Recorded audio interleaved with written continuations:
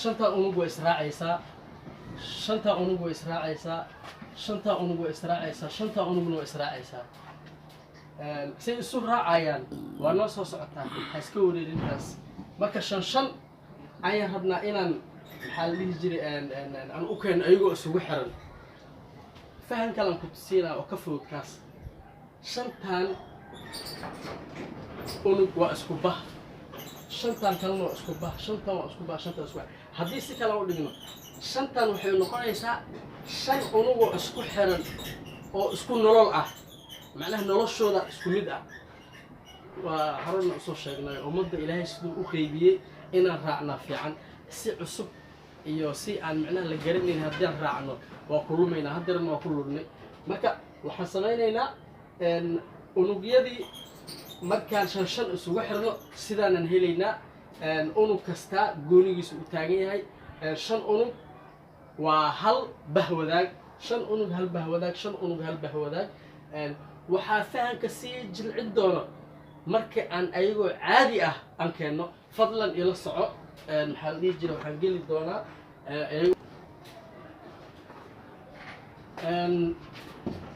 weli waxaan bartanka kaga jirnaa daraasadeennii shanta gees mawduuceedii shanaad ee ugu magac darnay miisaanka nolosha run ahaantii qodobkii ugu xasaasisanaa oo fahanka xoogga la u baahnaa ayaan ku jirnaa golaha ummadda Soomaaliyeed tiridiisa qaybihiisa shaqadiisa iyo dhismihiisa iyo muddadiisa waa loo dhiman yihiin laakiin hadda waxaan ku hormarnay horta tiridiisa guud sidaan hadda aan qaybta hore ku sheegnay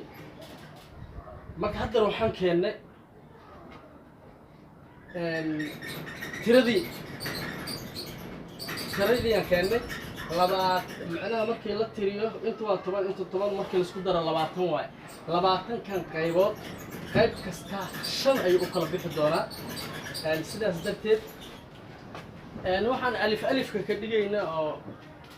tiridiisu waa intaas ay idin dhigayna ayagoo maxaa la dhihi jiray oo qoraal ah oo magacyadooda wata ila soo fiiriya waa kuwaana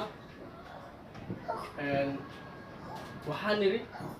golaha ummadda Soomaaliyeed golaha ummadda Soomaaliyeed waa 20 kan qaybood markaan si kala qaybinana qayb kasta 5 qaybood oo kala bixi doontaa koow golaha xoogga dalka golaha aqoon-yahanada macnaha qof kasta oo Soomaaliya waxaan ka hadlaynaa waa xirfadihi waay waxaan ka hadlaynaa waa xirfadihi keenina oo aan ummadda wax ugu qaybin rabno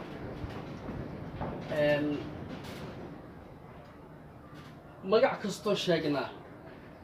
qof kastoo hadda socdo haddaad qabato oo aad tiraahdo maxaa xirfadaadu maxay tahay 20 kan ma laga dhaxweyna inta laga dhaxida golaha xoogga dalka golaha aqoon-yahanada golaha deegaanka golaha dhaqaalayahanada golaha cadaaladda golaha daryeelka golaha tacliinta golaha gaadiidka golaha beecsharada golaha wax soo saarka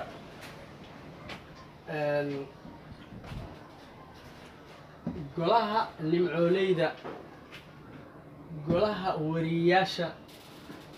golaha xoogsatada golaha dabka golaha abwaanada golaha ciyaartooyda golaha ahludiinka golaha warlalinta golaha arrimaha aadanaha golaha tala bixinta 20 kan 10 iyo 10 marka la isku daro waa 20 kan qaybood ninkii laga waayo meeshan asaga yaqaan meeshuu aadi lahaa haddeerna waxaan gelaynaa maxaa la dhihi jiray qayb kasta oo waxaan geli doonaa qayb kasta oo 5 qaybood u sii kala baxaysa qayb kasta 5 u sii kala bixi doontaa ilaa maxaa la dhihi jiray tirada boqolka aan alifeynay ilaa aan ka gaarno ila socda waa qaybta